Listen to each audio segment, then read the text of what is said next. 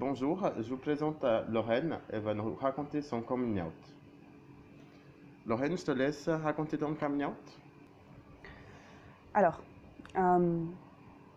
quand j'avais 12 ans, j'avais déjà un peu des doutes du fait que j'étais lesbienne ou pas. J'étais pas trop au courant, je savais pas trop ce que ça voulait dire non plus.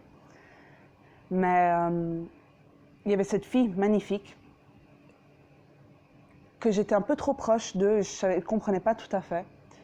Puis un jour,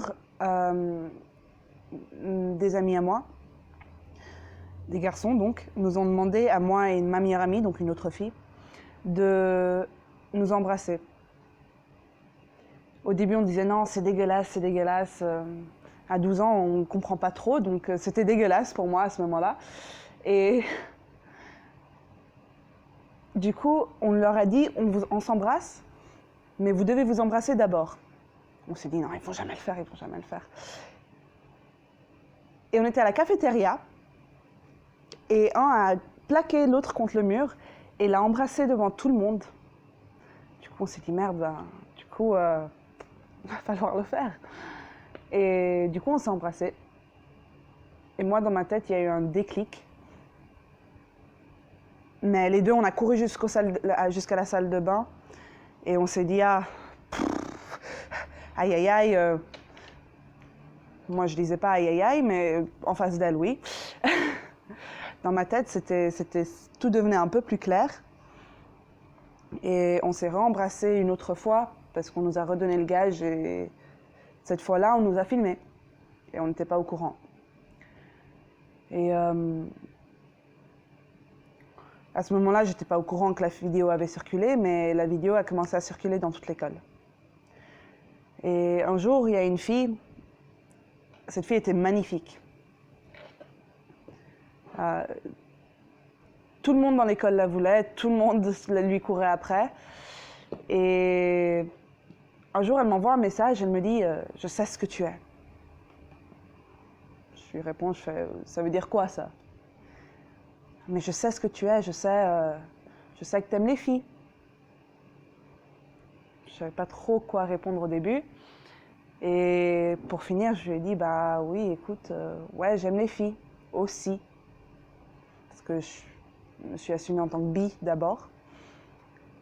Et du coup, on est sortis ensemble pendant quelques semaines.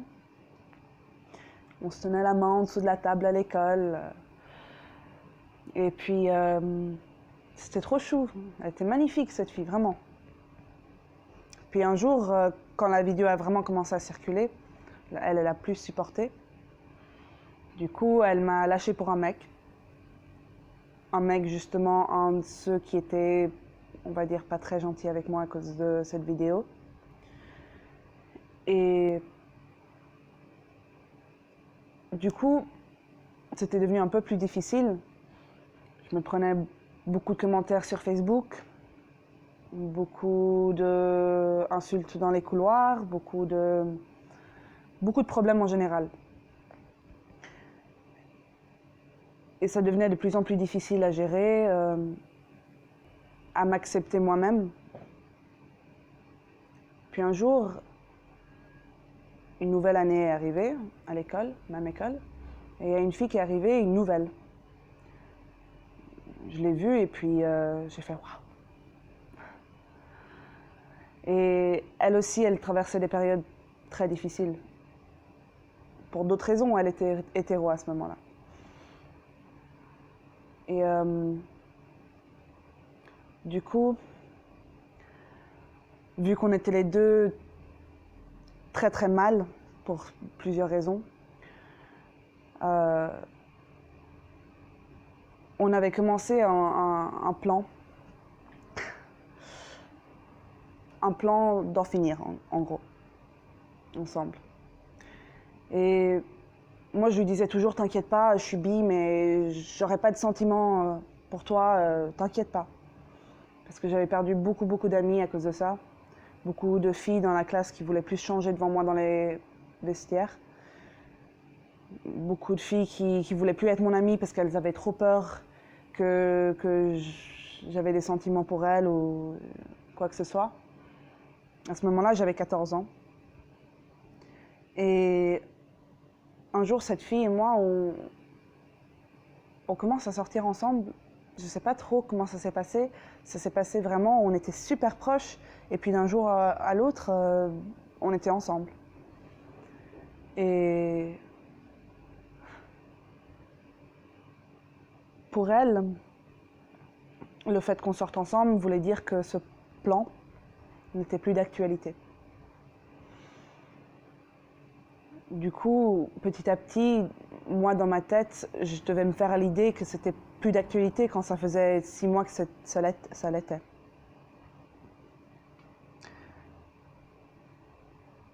La relation a duré 3 ans.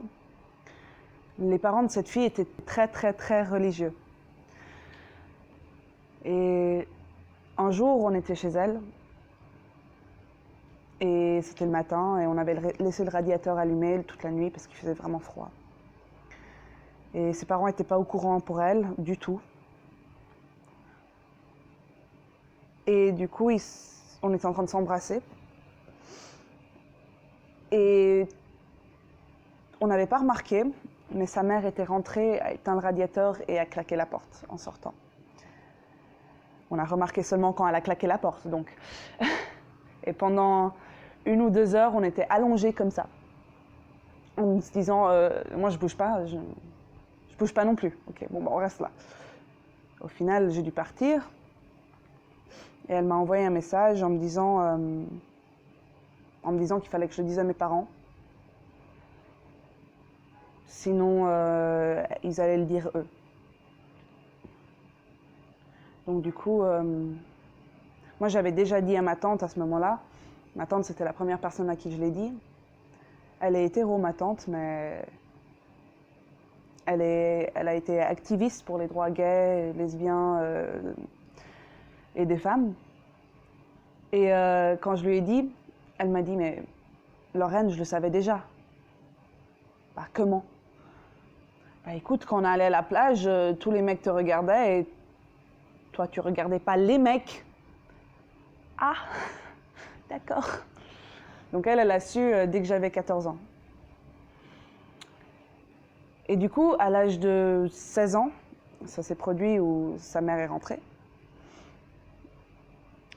Et moi, j'étais plus nerveuse de le dire à ma mère qu'à mon père. Mais j'ai appelé ma belle-mère d'abord. Ma belle-mère qui, son meilleure amie, est gay. Donc je me suis dit, ok, ça va passer, on va lui dire d'abord, puis après on verra. Je l'appelle, elle me dit, ah mais il n'y a pas de souci, je le savais. Je ne sais pas comment tout le monde savait, mais bon, tout le monde savait, avant moi. Et à ce moment-là, je m'assumais déjà en tant que lesbienne. Je l'ai dit à mon père il m'a dit qu'il s'en foutait. Et après, je l'ai dit à ma mère. Et ma mère, je lui ai dit que j'étais bi, parce que je savais que ça passerait un peu moins. Pas parce que ma mère a quoi que ce soit contre les gays et les lesbiennes ou quoi que ce soit, ça n'a rien à voir. Elle a des amis qui sont gays et lesbiens. C'est juste que quand c'est dans la famille, c'est beaucoup plus difficile à accepter. Et ça m'a pris énormément de temps à réaliser ça. Mais c'est dur pour nous-mêmes de l'accepter pour nous, mais c'est aussi difficile pour les autres. Donc il faut leur laisser le temps aussi. Que si ça n'arrive pas tout de suite, c'est pas parce qu'ils vous aiment pas ou parce que, je sais pas, c'est simplement... C'est pas facile pour les parents d'accepter, merci, d'accepter que leurs enfants sont dans une direction qui est difficile. Difficile à vivre, difficile pour les autres de voir qu'il y aura toujours quelqu'un qui aura un commentaire à redire, toujours quelque chose.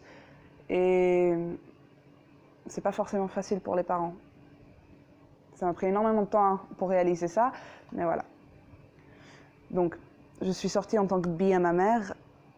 Elle n'a pas tout à fait accepté tout de suite. Donc, par peur, je lui ai dit que j'étais hétéro. C'était une grosse erreur. Mais j'ai continué à sortir avec ma copine, qui, un jour, après ça, a fait une tentative. Et pendant plus de 5 heures, j'avais plus de nouvelles du tout. Sa sœur m'appelait, on ne savait pas où elle était. Et à bout d'un moment, j'ai réussi à la joindre et elle était pas elle parlait bizarrement. Elle m'a dit où elle était. Je suis allée la chercher. Je l'ai ramenée chez moi.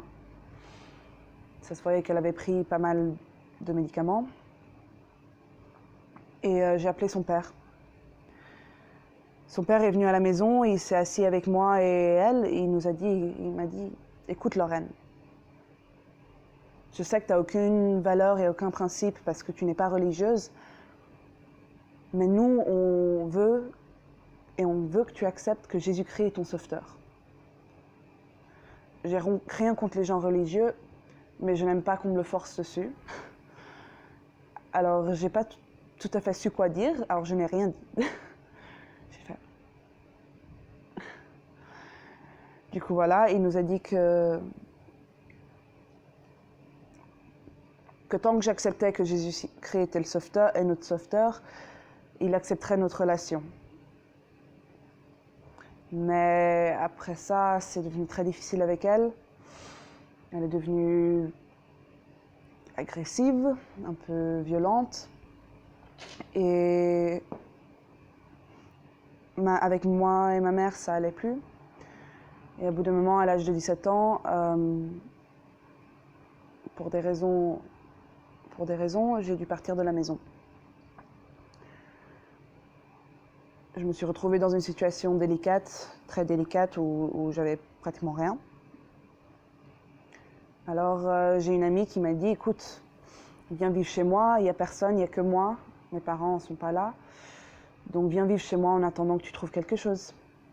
Alors je suis allée chez elle, et ma copine s'était retrouvée à l'hôpital. Et du coup, je ne pouvais plus aller la voir. Alors elle m'a appelée un jour et elle m'a dit « Pourquoi tu viens plus me voir ?» J'ai dit « Je suis désolée, mais pour des raisons, je ne peux pas. Tu sais très bien ma situation, je peux plus venir, j'ai plus les moyens, j'ai plus quoi que ce soit. Je reste chez cette fille. » Elle s'est énervée, elle m'a dit « Bah t'as qu'à être avec cette fille alors. » J'ai dit « Ok. » Je me suis énervée, j'ai dit bah, « Écoute, c'est ce que je vais faire. » Après 3 ans, j'en pouvais plus. Et après, moi, j'ai traversé des périodes super difficiles où, pour beaucoup de raisons, ça n'allait plus du tout. Du tout, du tout. Et du coup, je me suis retrouvée à l'hôpital aussi, pendant plusieurs mois, pour des raisons de tentative.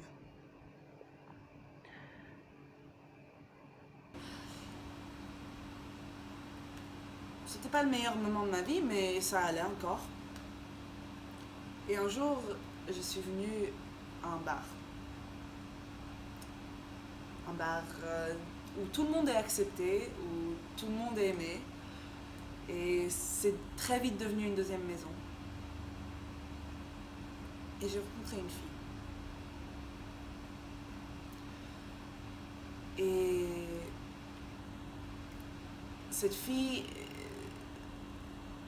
géniale. Franchement, j'ai rien à y redire, je suis tombée amoureuse très très vite.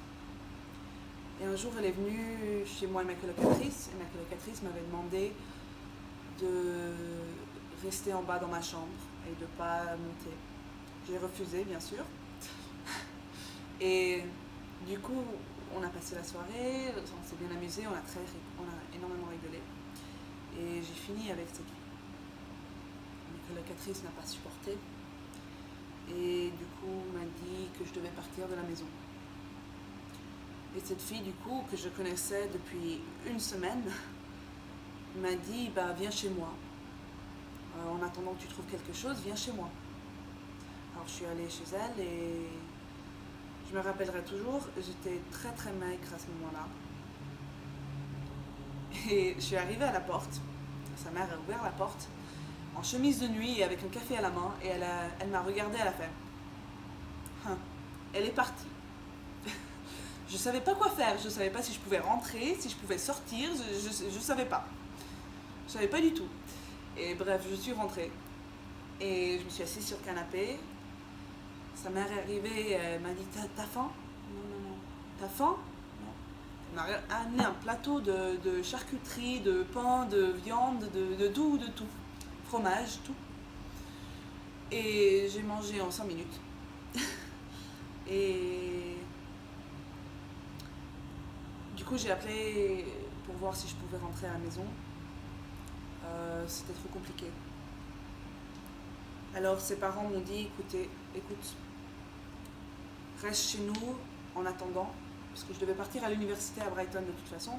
Donc reste chez nous en attendant les 3 mois, puis après tu partiras à l'université.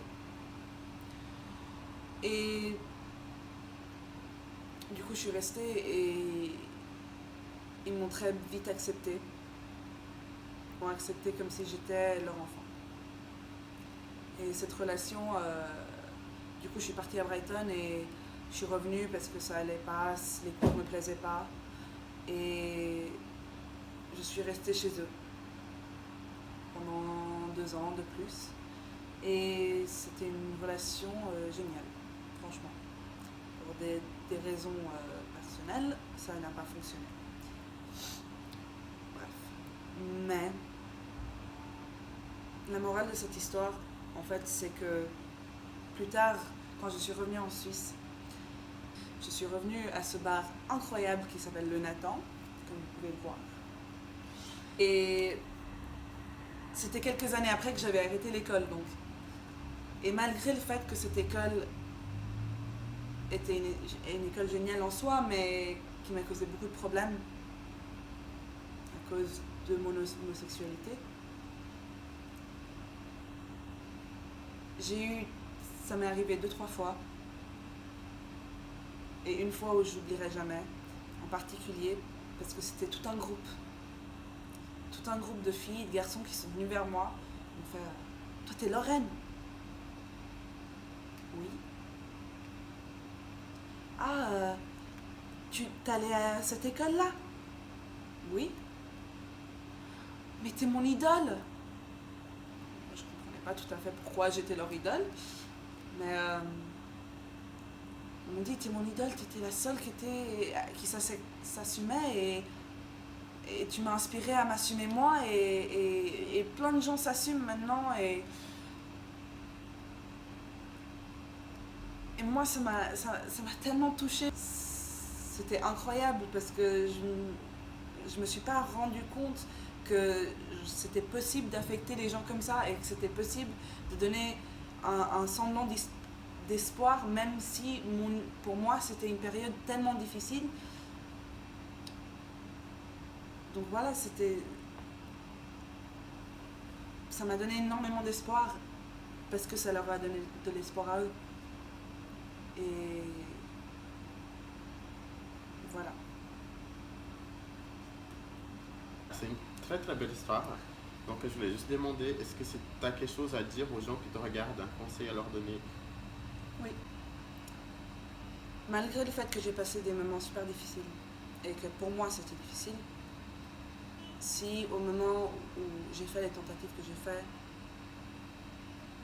je ne serais plus là, j'aurais loupé tellement de choses.